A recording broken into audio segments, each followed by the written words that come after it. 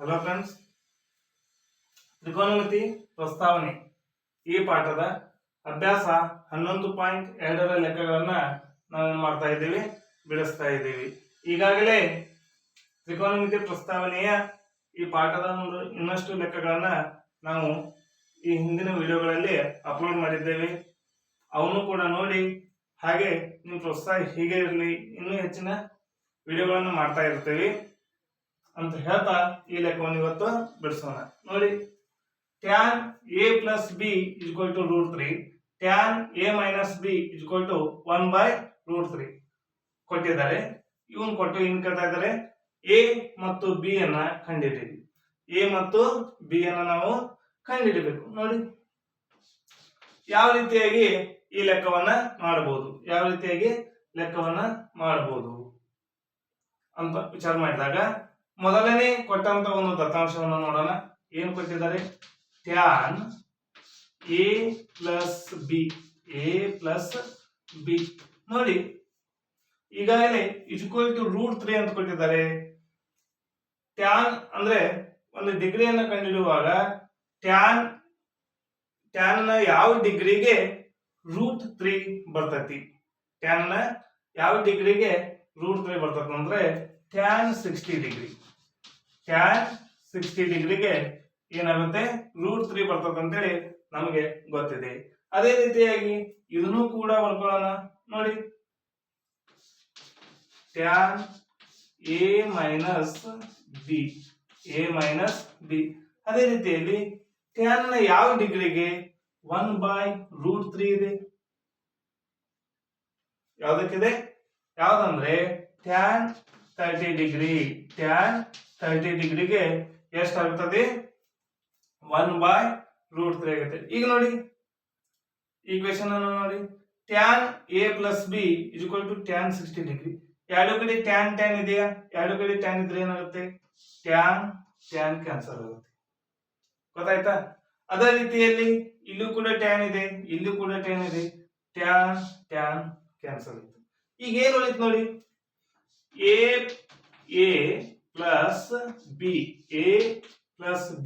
is equal to 60 degree. a plus b is equal to 60 degree. ಅದೇ ರೀತಿ ಇಲ್ಲಿ ಏನು ಇತ್ತು? a minus b is equal to 30 degree. ಹಾಗಾದ್ರೆ ಇವುಗಳನ್ನ ಏನ್ ಮಾಡೋಣ? ಇವುಗಳನ್ನ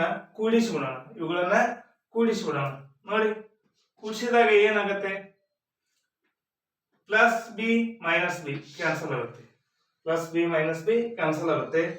a ಪ್ಲಸ್ ಎ ನ ಕೂಡಿಸಿದಾಗ ನಮ್ಗೆ ಏನಾಗುತ್ತೆ? 2a. ಎಗಳು 2 ಅಲ್ಲ, 1a 2a ಆಗುತ್ತೆ. 60 ಡಿಗ್ರಿ ಪ್ಲಸ್ 30 ಡಿಗ್ರಿ ಎಷ್ಟಾಗುತ್ತೆ? 90 ಡಿಗ್ರಿ ಆಗುತ್ತೆ. ಹಾಗಾದ್ರೆ ಇಲ್ಲಿ ಏನಿರ್ತದೆ? 2 into a ಇದ್ದಾಗೆ ಇದು ಹೇಗಿರ್ತದೆ? 2 into a ಇದ್ದಾಗೆ a ಕಂಡುಹಿಡಿಬೇಕಂದ್ರೆ 90 ಡಿಗ್ರಿ ಡಿವೈಡೆಡ್ ಬೈ 2. ಇದು ಈ ಕಡೆ ಬಂದ್ರೆ ಏನಾಗುತ್ತೆ? ಮಲ್ಟಿಪ್ಲಿಕೇಶನ್ ಇದ್ದದ್ದು ಡಿವೈಡೆಡ್ ಆಗುತ್ತೆ, ಅಂದ್ರೆ ಗುಣಾಕಾರ ಇದ್ದದ್ದು ಭಾಗಾಕಾರ ಆಗುತ್ತೆ. 2 1 2 45 ಏನಾಗುತ್ತೆ? ಡಿಗ್ರಿ. ಅದೇ ರೀತಿಯಲ್ಲಿ a is equal to 45 degree. ನಮಗೀಗ a ಸಿಕ್ತು. a ಎಷ್ಟಾಯ್ತು? 45 ಡಿಗ್ರಿ ಅಂದ್ರೆ 45 ಡಿಗ್ರಿ. ನೋಡಿ, ಈ ಇಕ್ವೇಶನ್ ಅಲ್ಲಿ a ಅನ್ನ ತುಂಬೋಣ. a ಎಷ್ಟಾಗಿದೆ? 45 degree plus b is equal to ಎಷ್ಟಾಗುತ್ತೆ? is equal to 60 degree. ಹಾಗಾದ್ರೆ ನಮ್ಗೆ ಏನ್ ಬೇಕಾಗಿದೆ? b ಬೇಕಾಗಿದೆ. b ಅನ್ನ ಹೀಗೆ ಇಡಿ. ಈ ಕಡೆ ಏನಿದೆ?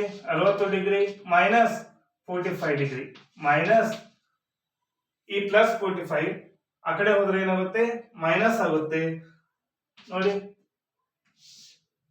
60ರಲ್ಲಿ 45 ಕಳೆದ್ರೆ 15 ಡಿಗ್ರಿ. 60ರಲ್ಲಿ 45 ಕಳೆದ್ರೆ 15 ಡಿಗ್ರಿ ಆಗುತ್ತೆ.